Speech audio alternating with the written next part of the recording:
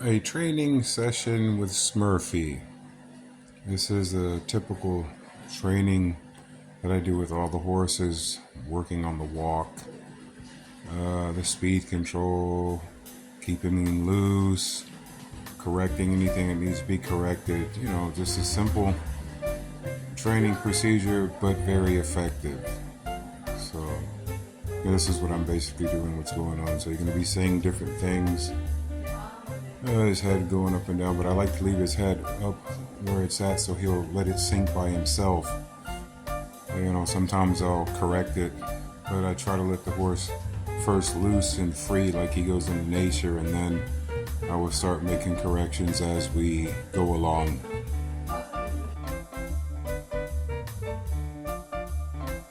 The main thing you want to achieve is to stay loose at all times. If your horse is loose, you'll find it easier to work with him, even if you're showing him new things. No matter what happens, stay loose at all times. That helps the horse work better, because the horse can feel all your anxieties or adrenaline. So, stay cool, stay in the middle of the horse's back, toes down, heels up, and you will be in the harmony, in the rhythm of the horse, where you want to be.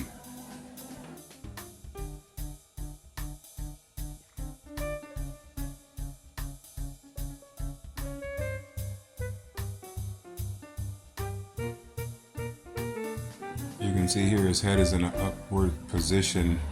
It's not where I want it, but I want to get the smoothness and the steady tempo.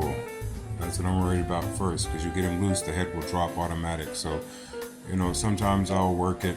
Depends on what I'm feeling on the horse, what I'll do at different times. But eventually, at the end, his head will drop by itself.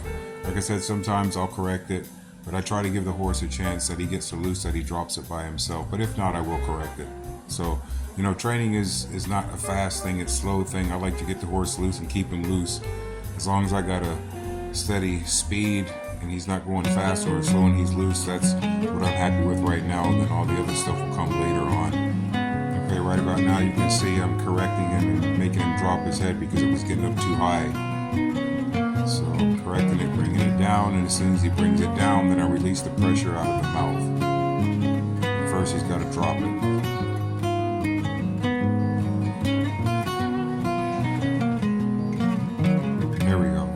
Horse always decides. All we can do is give the signals with feeling, but also discipline, and then get him to cooperate with us. That's all a trainer is. We get the horse to cooperate with us, and we coach him into doing what we want to do.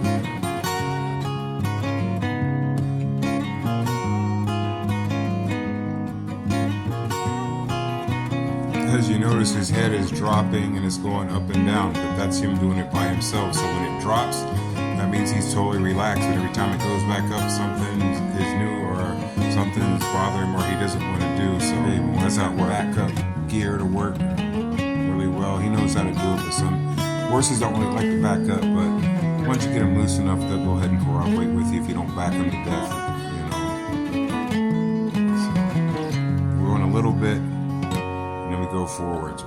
Never ask too much for the horse at the very beginning. I mean, this is not the very beginning, but depending on how he's feeling on the day, he's been going better on different days, but you just have to work through the bad days with the horse also. So overall, the training is okay. He can do better, but he's having a lazy day. Gonna move that back end around to the left and to the right. You can see he's fighting a little bit, but now we finally got him loose to swing it around. Some horses, they don't feel like it on that day, but we have to motivate them to go anyway, because if you don't, then the next day they'll learn, oh, if you give up, I don't have to do what I want to have to do. So not too much, but enough to let him know, do what I ask you to do, and we'll be cool.